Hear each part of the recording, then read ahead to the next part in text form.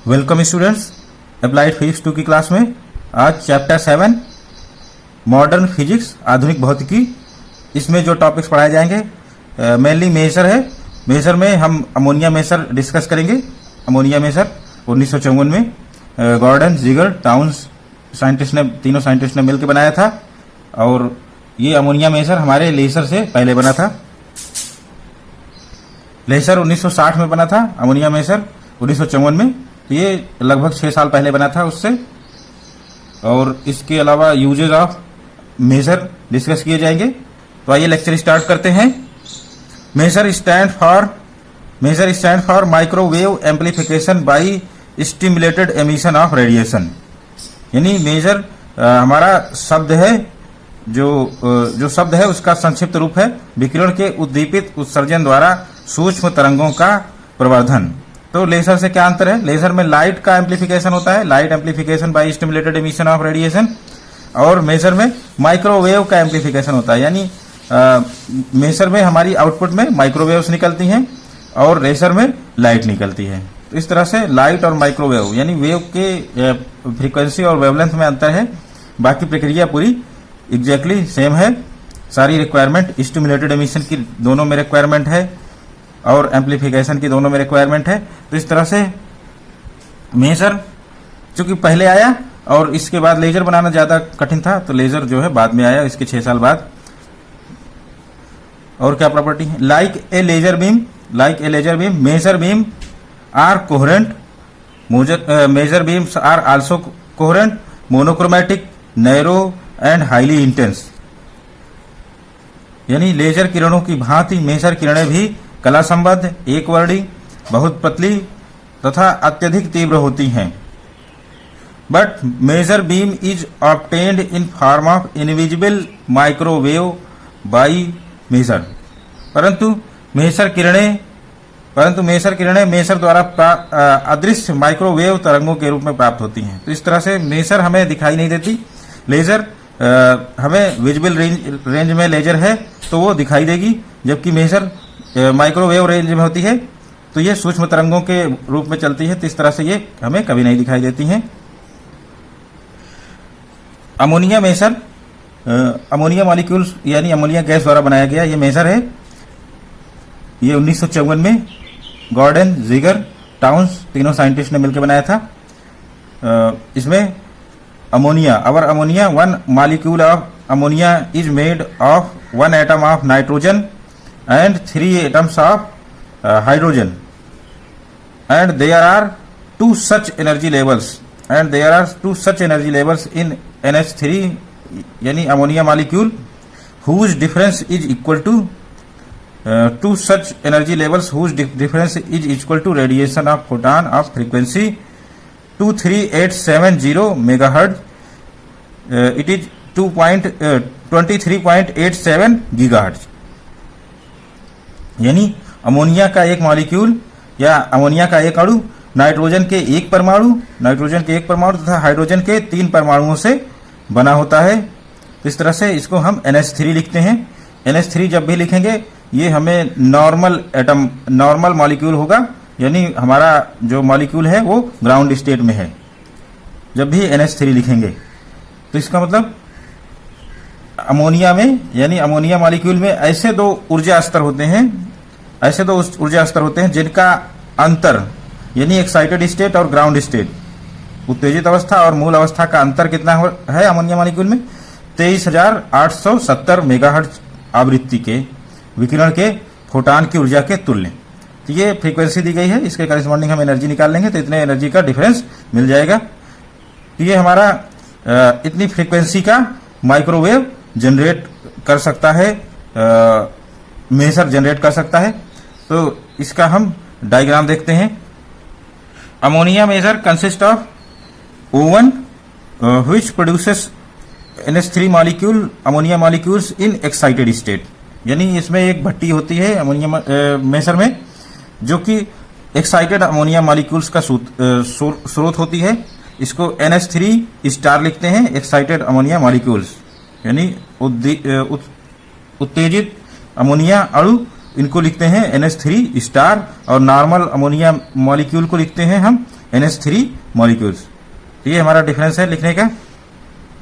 O1 में ammonia gas होती है और O1 ही अमोनिया मॉलिक्यूल्स को यानी अमोनिया अणु को उत्तेजित करके इसके आउटपुट से बाहर निकलता है, यानी एक्साइटेड अमोनिया मॉलिक्यूल्स आउटपुट में बाहर निकलते हैं। फिर इसके बाद हमें हो सकता है कुछ अमोनिया मॉलिक्यूल्स एक्साइटेड ना हो, वो भी निकल आवे आउटपुट में। तो उनको सेपरेट करने के लिए हम चाहते हैं केवल एक्साइटेड अमोनिया मॉलिक्यूल्स ही आगे जाएं, तो इसके लिए हम एक सेपरेटर का प्रयोग करते हैं।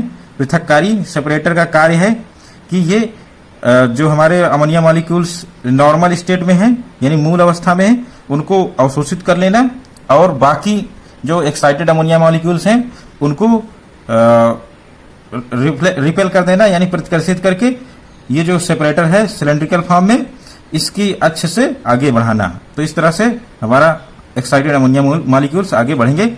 इसमें सेपरेटर में रॉड्स होती हैं, आवेशित छड़ें, जो कि ये कार्य करती हैं एक्साइटेड अमोनिया मॉलिक्यूल्स को वो प्रतिकर्षित करती हैं और रिपेल होने के बाद वो एक्साइटेड अमोनिया मॉलिक्यूल्स आगे बढ़ते हैं। और जबकि नॉर्मल अमोनिया मॉलिक्यूल यानी मूल अवस्था में रह रहे अमोनिया मॉलिक्यूल्स को वो आकर्षित कर लेती हैं और वो एब्जॉर्ब हो जाते हैं रॉड्स में। तो इस तरह से सेपरेटर हमारा सेपरेट करता है अमोनिया मॉलिक्यूल्स और एक्साइटेड अमोनिया मॉलिक्यूल्स को। केवल ये एक्साइटेड अमोनिया मॉलिक्यूल्स को ही अपने अक्ष के समांतर जाने देता है। ये इस तरह से सिलेंड्रिकल फॉर्म में होता है, तो ये इसकी अक्ष होगी, तो ये एक्सिस के समांतर जाने देगा एक्साइटेड अमोनिया मॉलिक्यूल्स को। नेक्स्ट स्टेप में एक्साइटेड अमोनिया मॉलिक्यूल्स एक रेजोनेंस चैम्बर यानी अनुनादी प्रकोष्ठ में जाते हैं। रेजोनेंस चैम्बर में जाते ही इनको हम इनपुट माइक्रोवेव, यहाँ हम 23,870 मेगाहर्ट्ज फ्रीक्वेंसी का एक माइक्रोवेव यानी सूक्ष्म तरंगे हम इनपुट में डालते हैं, जिनसे एक्साइटेड अमोनिया मॉलिक्यूल्स, चूंकि एक्साइटेड अमोनिया मॉलिक्यूल्स सभी हैं, अमोनिया मॉलिक्यूल्स सभी एक्साइटेड हैं और इन पे हम जो फोटॉन उत्सर्जित होने वाला था वही डाल रहे हैं। 23,870 मेगाहर्ट्ज फ्रीक्वेंसी का फोटॉन डाल रहे हैं। तो इससे क्या होगा, पॉपुलेशन इन्वर्जन ऑलरेडी अचीव है। पॉपुलेशन इन्वर्जन जब अचीव है तो इनपुट फोटॉन क्या करेंगे, स्टिमुलेटेड एमिशन प्रोड्यूस करेंगे। अमोनिया मॉलिक्यूल की असेंबली में हमारा पॉपुलेशन इन्वर्जन ऑलरेडी अचीव है, तो इसलिए ये फोटॉन्स 23,870 मेगाहर्ट्ज के फ्रीक्वेंसी के फोटॉन उसमें एब्जॉर्ब हो जाएंगे और 2 फोटॉन स्टिमुलेटेड एमिशन द्वारा निकलेंगे और वही फोटॉन बार बार इसमें रिफ्लेक्ट बैक होंगे, इस सरफेस से भी रिफ्लेक्ट बैक होंगे, इस सरफेस से, और अंत में वो एक मेजर बीम के यानी मेजर तरंग के रूप में बाहर निकलेंगे और ये प्रक्रिया लगातार चलती रहेगी। इससे हमारा मेजर आउटपुट में निकलता रहेगा। तो इस तरह से मेजर के 3 भाग हो गए, ओवन, सेपरेटर और रेजोनेंस चैम्बर। ओवन का काम एक्साइटेड अमोनिया मॉलिक्यूल्स प्रोड्यूस करना, सेपरेटर का काम है इसमें इन जो बीम आ रही है हमारी NH3 एक्साइटेड अमोनिया मॉलिक्यूल्स की, उसमें से मूल अवस्था में रह रहे अमोनिया मॉलिक्यूल्स को सेपरेट कर देना और फिर बीम को आगे भेजना, और फिर यहाँ पर एक्साइटेड अमोनिया मॉलिक्यूल्स का स्टिमुलेटेड एमिशन रेजोनेंस चैम्बर में होता है और स्टिमुलेटेड एमिशन के बाद हमारा मेजर वेव निकलती है। In ammonia maser the molecules of ammonia gas are excited in an oven and excited and a few normal ammonia molecules, ground state ammonia molecules, normal ammonia molecules are ground state ammonia molecules, excited and a few normal ammonia molecules enter a cylindrical separator coming out of hole made in oven, यानी ammonia measure में ammonia gas के अणुओं को भट्टी में उत्तेजित किया जाता है। भट्टी में एक्साइटेशन या उत्तेजित किया जाता है। उत्तेजित तथा कुछ सामान्य अमोनिया मॉलिक्यूल्स यानी मूल अवस्था में रह रहे अमोनिया अणु भट्टी में बने छिद्र से बाहर निकलते हैं और वो एक बेलनाकार पृथककारी में प्रवेश करते हैं। तो इस तरह से भट्टी का आउटपुट एक्साइटेड अमोनिया मॉलिक्यूल्स और सम या कुछ सामान्य या मूल अवस्था में अमोनिया मॉलिक्यूल्स निकलते हैं और वो सेपरेटर में प्रवेश करते हैं। Charged bars are fixed upon walls of separator. Charged bars are fixed on walls of separator. Electrical area between which attract normal NH3 molecules or ground state ammonia molecules, and it repels, and our charged bar repels excited molecules NH3 star. Due to cylindrical shape, तो इस तरह से पृथककारी यानी separator की दीवार पर आवेशित छड़ें लगी होती हैं, पृथककारी की दीवार पर आवेशित छड़ें लगी होती हैं, जिनके बीच उत्पन्न विद्युत क्षेत्र सामान्य अमोनिया मॉलिक्यूल को यानी ग्राउंड स्टेट या मूल अवस्था में अमोनिया मॉलिक्यूल को आकर्षित करके जबकि उत्तेजित अमोनिया मॉलिक्यूल्स यानी एक्साइटेड स्टेट अमोनिया मॉलिक्यूल्स को प्रतिकर्षित करती हैं। तो हमारी जो रॉड्स होती हैं जो सेपरेटर में लगी होती हैं वो ग्राउंड स्टेट अमोनिया मॉलिक्यूल्स को अपनी ओर आकर्षित करके वहां से सेपरेट कर लेती हैं बीम से, और केवल एक्साइटेड अमोनिया मॉलिक्यूल्स को प्रतिकर्षित करके वो अपनी अक्ष के समांतर भेज देती हैं। Due to cylindrical shape of separator the excited ammonia molecules after getting repelled from walls of our separator move in direction of axis of separator यानी पृथककारी की बेलनाकार आकृति के कारण दीवारों से प्रतिकर्षित एक्साइटेड अमोनिया मॉलिक्यूल्स अणु पृथककारी की अक्ष के अनुदेश गति करते हैं, यानी पृथककारी की जो अक्ष है उसके दिशा में ही गति करते हैं हमारे एक्साइटेड अमोनिया मॉलिक्यूल्स, और इसके बाद वो रेजोनेंस चैम्बर यानी अनुनादी प्रकोष्ठ में प्रवेश करते हैं। Thus, normal ammonia molecules are separated from excited ammonia molecules, and excited ammonia molecule beam enters in a resonance chamber. इस प्रकार सामान्य अमोनिया अणु एक्साइटेड अमोनिया अणु या उत्तेजित अमोनिया अणु से बीम से अलग हो जाते हैं, सामान्य हट गए, केवल एक्साइटेड अमोनिया मॉलिक्यूल्स ही आगे बढ़ रहे हैं, और एक्साइटेड अमोनिया मॉलिक्यूल्स या एक्साइटेड अमोनिया अणु बीम हमारी अनुनादी प्रकोष्ठ में यानी रेजोनेंस चैम्बर में प्रवेश करती है। प्रवेश करने के बाद उसमें 23870 megahertz microwaves are made to fall up upon these excited ammonia molecules from a hole made in resonance chamber. As a result, stimulated emission from these molecules starts. Stimulated emissions from excited ammonia molecules start. यानी उत्तेजित ammonia अणुओं पर प्रकोष्ठ में बने छिद्र द्वारा अनुनादी प्रकोष्ठ में बने छिद्र द्वारा 23,870 मेगाहर्ट्ज की माइक्रोवेव्स गिराई जाती हैं, और फिर इन अणुओं से यानी हमारे एक्साइटेड अमोनिया मॉलिक्यूल से, चूंकि ये ऑलरेडी पॉपुलेशन इन्वर्जन अचीव्ड है, अधिकतर यानी लगभग सभी अमोनिया मॉलिक्यूल्स एक्साइटेड स्टेट में है, तो ये हमारा जो असेंबली ऑफ मॉलिक्यूल्स है अणुओं का समूह वो पॉपुलेशन इन्वर्जन में ऑलरेडी है। तो इससे उद्दीपित उत्सर्जन होने लगता है, स्टिमुलेटेड एमिशन होने लगता है। The photon obtained by stimulated emission get reflected again and again from walls of chamber and produce intense stimulated emission after collision with other excited ammonia molecules. These photons, which are produced by stimulated emission, get reflected again and again from walls of chamber and produce an intense stimulated emissions after collision and produce a number of stimulated emissions after collision with excited ammonia molecules. यानी उद्दीपित उत्सर्जन से प्राप्त photon अनुनादी प्रकोष्ठ की दीवारों से बार बार परावर्तित होते हैं, तथा अन्य परावर्तन के बाद अन्य उत्तेजित अमोनिया या NH3 मॉलिक्यूल अन्य उत्तेजित अमोनिया अणुओं से टकराकर उत्तेजित अमोनिया अणुओं से टकराकर तीव्र यानी बहुत ज्यादा मात्रा में उद्दीपित उत्सर्जन करते हैं।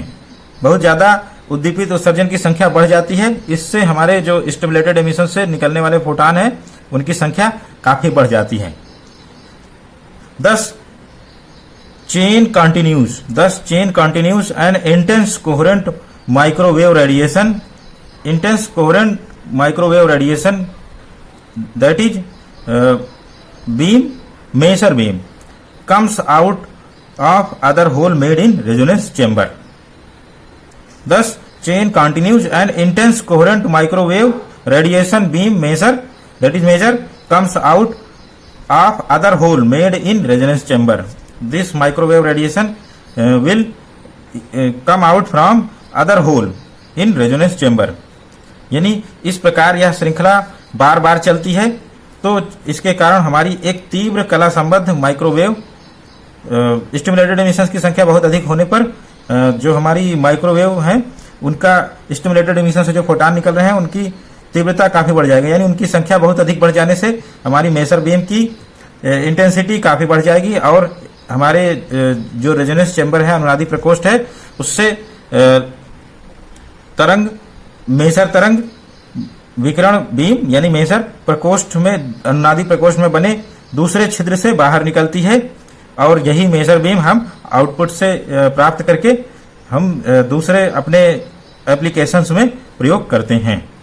तो इस तरह से मेसर हमारी जनरेट हुई। मेसर और लेसर में फ्रीक्वेंसी का डिफरेंस है या वेवलेंथ का डिफरेंस है। मेसर हमारी इंफ्रारेड और अधिकतर विजुअल रीजन में यानी दृश्य प्रकाश और अवरक्त किरणों और साथ ही साथ अल्ट्रावायलेट रीजन, इन तीन रीजन में बनाई जाती है। विजुअल वाली लेजर हमें ज्यादा दिखाई देती है और अल्ट्रावायलेट लेजर और हमारा इंफ्रारेड लेजर वो दिखाई नहीं देता। इन सब का प्रयोग हम अलग अलग फील्ड में करते हैं। जबकि मेसर क्या है, हमारा माइक्रोवेव रीजन में चलता है, यानी इसकी फ्रीक्वेंसी बहुत ही कम होती है लाइट के कंपैरिजन में। तो माइक्रोवेव रेंज के जो एप्लीकेशंस हैं उनमें हम मेसर का प्रयोग करते हैं। लेजर मेसर के चलने का तरीका एकदम एग्जैक्टली सिमिलर है और सारी प्रॉपर्टीज भी सिमिलर हैं और जो ये काफी दूर तक बिना डिके चल सकती हैं, यानी इनका क्षय बहुत कम होगा अगर हम इनको काफी दूर तक भेजें। लॉन्ग डिस्टेंस दोनों ट्रेवल करती हैं। लेजर भी बहुत लंबी दूरियां तय करती हैं और मेसर भी लंबी दूरियां तय करती हैं। नेक्स्ट, यूजेज ऑफ मेजर यानी एप्लीकेशंस ऑफ मेजर के अनुप्रयोग या उपयोग। मेजर के अनुप्रयोग इस प्रकार हैं। With the help of maser beam message can be sent. With the help of maser beam message can be sent in distant space and into deep ocean. यानी मेजर बीम द्वारा अंतरिक्ष में दूर दूर तक तथा गहरे समुद्र के भीतर संदेश भेजे जा सकते हैं। यानी हम जो अपनी इंफॉर्मेशन है उसको मेजर बीम पर इनकोड कर दें तो मेजर बीम हमारी कैरियर की भांति डिस्टेंस स्पेस में जाएगी, क्योंकि ये बहुत दूरी तक ट्रेवल कर सकती हैं बिना गेटर लॉस के।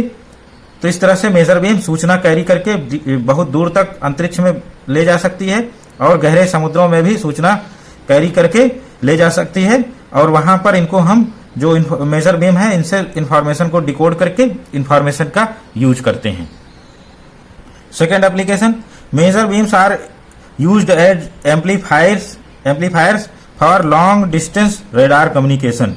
मेजर बीम का उपयोग अधिक दूरियों के रेडार संचार के लिए प्रवर्धक के रूप में किया जाता है। तो मेजर का उपयोग रेडार हमारा अधिकतर सेना यूज करती है। तो रेडार में हम अधिक दूरियों के लिए हम रेडार संचार के लिए प्रवर्धक के रूप में मेजर बीम का उपयोग करके हम इनसे काफी अधिक दूर तक रेडियो डिटेक्शन और रेंजिंग यानी रेडार का प्रयोग कर सकते हैं। Radio detection and ranging. Third application, complex operation. Radar इनका मेजर बीम का उपयोग हमारे मेडिकल फील्ड में भी काफी अधिक होता है। Complex operations can be performed conveniently with help of maser beam. Complex operations are performed by help of maser beam, यानी मेजर तरंगों या मेजर बीम द्वारा जटिल ऑपरेशन भी सुगमता से किए जा सकते हैं। तो इस तरह से मेजर बीम का उपयोग ऑपरेशंस में भी यानी मेडिकल फील्ड में भी किया जाता है। क्या उपयोग किया जाता है? Maser beam is used in operation of tumour. Maser beam is used in operation of tumour in eye and maser beam is focused for a very short time 10 to the power minus 4 second, order of 10 to the power minus 4 second on desired part. यानी maser beam का अनुप्रयोग आंख के tumour के operation में किया जाता है। आंख के ट्यूमर के ऑपरेशन में मेजर बीम प्रयुक्त की जाती है और मेजर बीम बहुत ही थोड़े समय के लिए आंख के वांछित भाग पर डाली जाती है। थोड़ा समय कितना है? 10 to the power minus 4 second के लिए ही आंख के वांछित भाग पर डाली जाती है और ऑपरेशन किया जाता है। इससे ज्यादा टाइम पर हमारी जो वांछित भाग है वो डैमेज हो सकता है, इसलिए मेजर बीम का वांछित प्रयोग ही करते हैं।